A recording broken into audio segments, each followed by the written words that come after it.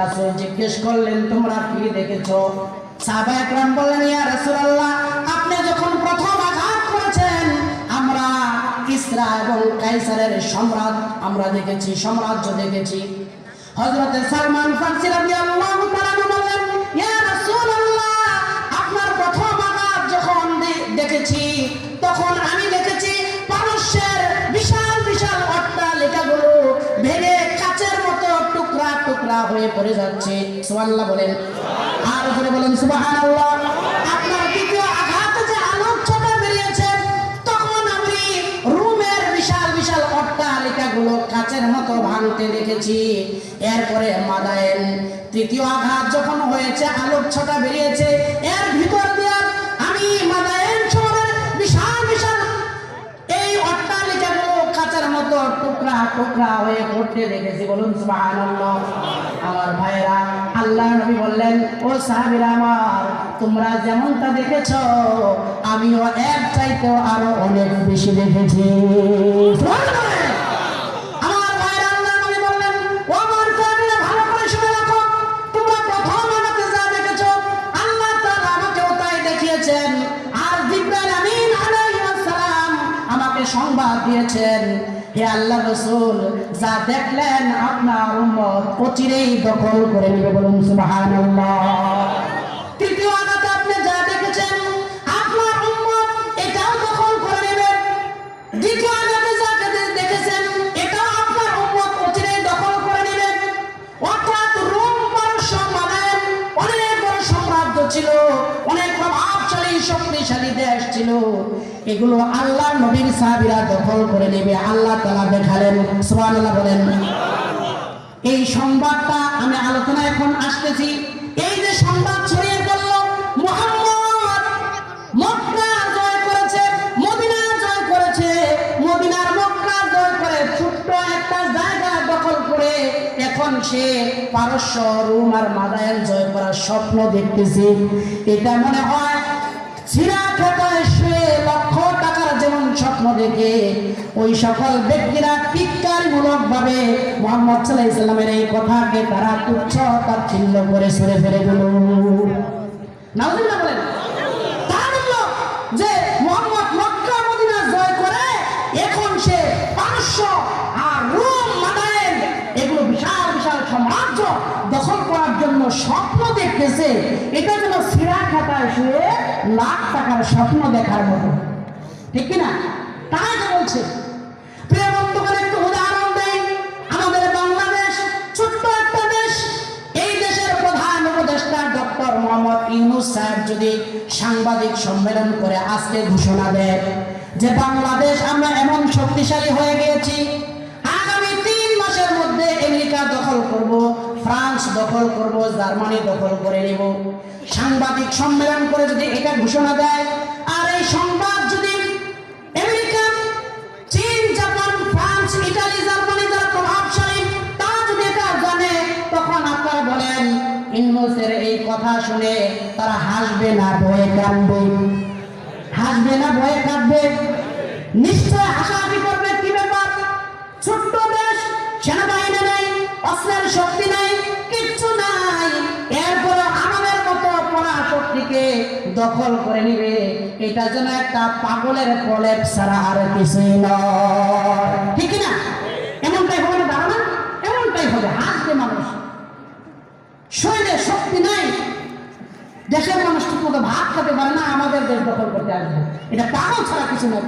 এমনটাই কিন্তু ভাববে। ওই সকালে কাফেররা তারা এমনটাই মনে করেছিল মুসলমানরা খেতে পারে না, দুর্বল শরীর নিয়ে খন্দক খনন করতেছে, আর খন্দক খনন করতে গিয়ে স্বপ্ন দেখতেছে যে তারা রোম আর পারস্য মাদায়েন শহর দখল করে নেবে। মাত্র আয়াতে ঢুকতেছে, আর একটু সময় দিতে হবে, 20 মিনিট। ইউটিউব চ্যানেল বাদশাহ ইসলামিক টিভি। এই যুবকরা যারা যারা অ্যান্ড্রয়েড মোবাইল চালাও সবাই সাবস্ক্রাইব করবা। নতুন চ্যানেল হয় সবাই সাবস্ক্রাইব করবা তো যারা যারা আছো। হ্যাঁ, আর খালি গান শুনো না, খালি গান শুনো না। আমার ভাইরা আলোচনাটা খেয়াল করেন। এই যে সংবাদ তারা ছড়িয়ে পড়ল আর কাফেররা টিটকারি করলো রাসূলের এই বক্তব্যকে প্রত্যাখ্যান করলো যে মুহাম্মদের দ্বারা এটা কখনো সম্ভব হবে না। এই যে সম্ভব হবে না টিটকারি আর তাচ্ছিল্য করেছিল, এই তাচ্ছিল্যের জবাবে আল্লাহ তাআলা আমার তিলাওয়াতকৃত আয়াত নাযিল করে জানায় দিলেন, হে নবী আমার, আপনি ওই সকল কাফিরদের জবাব দিয়ে দেন, আপনি বলে দেন, কুলিল্লাহুম্মা মালিকাল মুলকি তু'তিল মুলকা মান তাশাউ ওয়া তানজি'ুল মুলকা মিম্মান তাশাউ ওয়া তু'ইজ্জু মান তাশাউ ওয়া তুযিল্লু মান তাশাউ বিয়াদিকাল খায়র। আমার ভাইরা, আল্লাহ তাআলা আল্লাহ নবীকে সান্ত্বনা দিলেন, আল্লাহ নবীকে লক্ষ্য করে ওই সকল টিটকারি আর মশকরার জবাব শুনায় দিলেন। আল্লাহ তাআলা বললেন, বন্ধু আমার, হতাশ হবেন না, মন খারাপ করবেন না, ওই সকল টিটকারিকে আপনি দুঃখ পাবেন না, আপনি তাদেরকে জানাই দেন, কুল, আপনি বলুন, আল্লাহুম্মা মালিকাল মুলক, আমার আল্লাহ এমন একজন আল্লাহ, মালিকাল মুলক, আসমানের জমিনে যত বিশাল রাজত্ব আছে সব রাজত্ব হচ্ছে আমার আল্লাহ। আমার আল্লাহ যাকে ইচ্ছা করেন রাজত্ব প্রদান করেন, আর যার কাছ থেকে ইচ্ছা করেন রাজত্ব পিদায়া পিদায়া তার কাছ থেকে নিয়ে নেন। বলুন সুবহানাল্লাহ। কথা বুঝতেছেন? আল্লাহ তাআলা জানাই দিলেন, বন্ধু ওই সকল টিটকারিদেরকে জানাই দেন যে আমার আল্লাহ হচ্ছে সবচাইতে মহা শক্তিশালী, সবচাইতে সকল রাজত্বের মালিক হচ্ছেন আমার আল্লাহ। সুতরাং ওই মালিক যাকে ইচ্ছা তাকে রাজ্য দান করেন, আর যাকে ইচ্ছা তার কাছ থেকে বেইজ্জত করে লাঞ্ছনার শিকার করে রাজ্য কেড়ে নেন। বলুন সুবহানাল্লাহ। আর যে বলুন সুবহানাল্লাহ। প্রিয় ভাইরা আমার, এই যে রাজত্ব ছিনায় নেন, আপনারা অতীতের ইতিহাস যদি লক্ষ্য করেন, একটু স্মরণ করা দেয়, ফেরাউনের ইতিহাস আপনাদের জানা। ফেরাউন কেমন শক্তিশালী ছিল, কেমন অনেক দিন বেঁচে ছিল। ফেরাউন যেমন অহংকার করেছিল, দাম্ভিকতা প্রকাশ করেছিল, সে নিজেই নিজেকে খোদা দাবি করেছিল।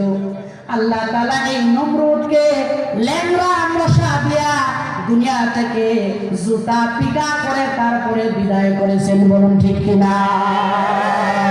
জুতা পিটা করে অহংকার করার কারণে মাটির সাথে মিশিয়ে দিয়েছেন। ফেরাউনের খবরে কি অবস্থা? ফেরাউন অহংকার করেছিল, রাজত্ব আল্লাহ তাআলা তার কাছ থেকে কেড়ে নিয়েছিলেন। নীল নদের মধ্যে চুবায়া চুবায়া তারপরে শুটকি বানায়া কিয়ামত পর্যন্ত জালিম শাসকদের সামনে আল্লাহ তাআলা দৃষ্টান্ত রেখে দিয়েছে। ঠিক না? দৃষ্টান্ত থেকে এখনো এই জালিমরা শিক্ষা গ্রহণ করে না। জালিমদের চোখের সামনে এই ফেরাউনের লাশ আল্লাহ তাআলা অক্ষত অবস্থায় রেখেছেন, কিন্তু জালিমরা শিক্ষা গ্রহণ করে নাই। আমার ভাইরা, এরকম জালিম আজ নয়, যুগে যুগে দেশে দেশে আছে। আল্লাহ তাআলা ওই জালিমদেরকে শিক্ষা দেওয়ার জন্য এই আয়াতে কারিমা নাজিল করে ইসলামী আন্দোলনের কর্মীদেরকে জানিয়ে দিয়েছেন। বলুন সুবহানাল্লাহ। সম্মানিত হাজরিন, আমার পরবর্তী বক্তা উপস্থিত হয়েছেন। আমি আপনাদের সামনে পুরো আয়াতটা শেষ করতে পারলাম না, তবে যতটুকু বলেছি আপনারা হয়তো বা কিছুটা শিক্ষা নিতে পেরেছেন আমার মনে হয়।